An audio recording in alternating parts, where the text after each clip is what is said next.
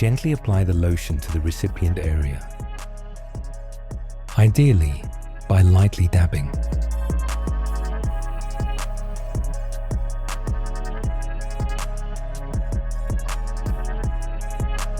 Let the lotion sit for 30 minutes. For the following washes, 20 minutes of exposure time is sufficient.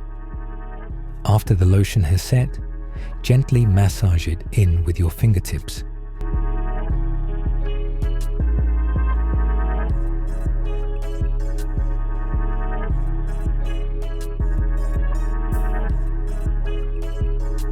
And let it sit for 5 minutes. After rinsing, gently pat your scalp dry. Use a soft, non-cotton towel and avoid rubbing. Gentle dabbing is ideal. The goal is to clean the scalp without irritating or damaging the freshly transplanted follicles. Please follow these instructions carefully.